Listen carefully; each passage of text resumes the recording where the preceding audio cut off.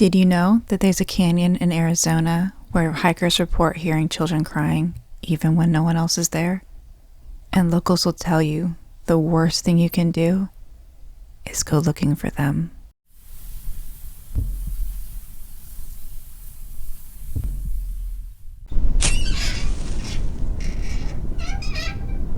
There are places in Arizona where the heat doesn't feel natural, where the air presses down instead of rising, where sound dies too quickly.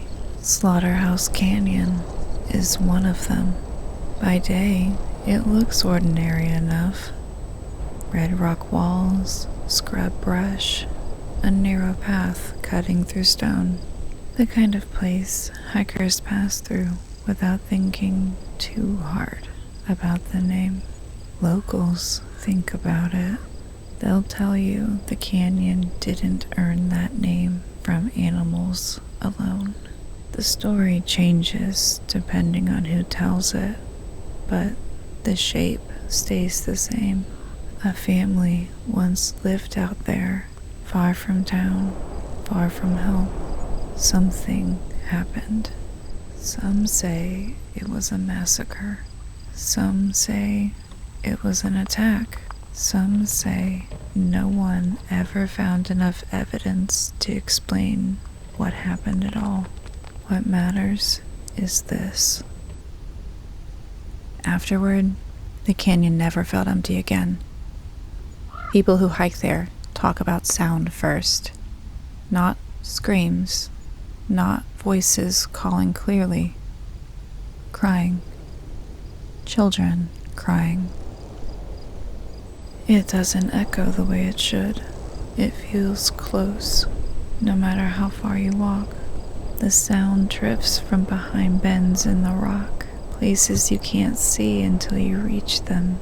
Visitors follow it instinctively, not because they believe a child is there, but because the body reacts before the mind does. Then the crying stops. That's when the feeling begins. The sense that you are no longer alone, even though you can see the entire canyon floor ahead of you. People report shadows moving along the walls, just at the edge of vision. Too small to be adults, too fast to be tricks of the light. Some see figures standing between the rocks, child-sized shapes that vanish the moment they're noticed. Others say they feel small hands tugging at clothing. Not hard, not panicked, just enough to make you stop walking. What makes Slaughterhouse Canyon unsettling isn't what appears, it's what doesn't. No footprints where figures should be, no movement when sound suggests there should be. Everything feels normal, except for the certainty that something is watching and does not want to be seen.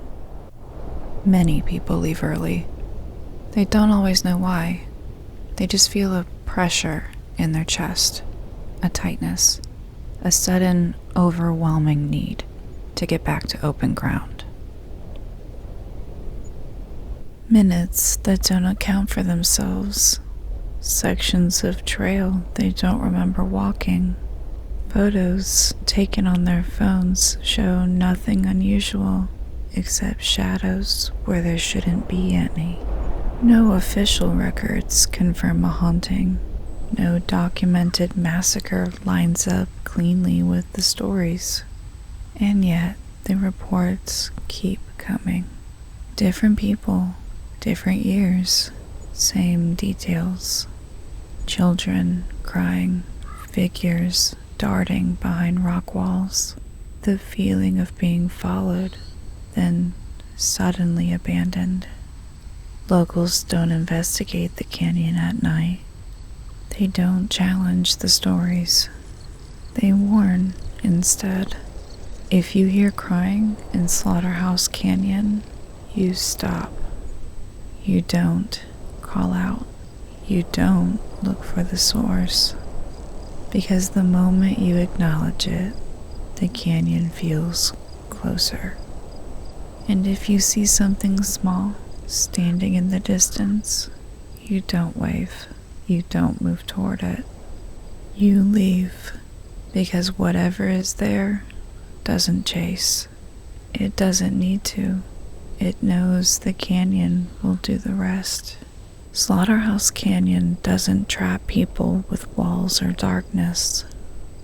It traps them with hesitation, with empathy, with the instinct to help someone who isn't really there.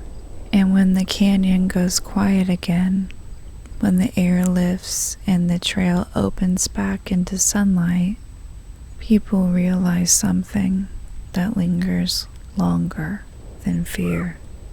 The canyon never felt angry. It felt patient, like it's been waiting a long time for you to stop walking.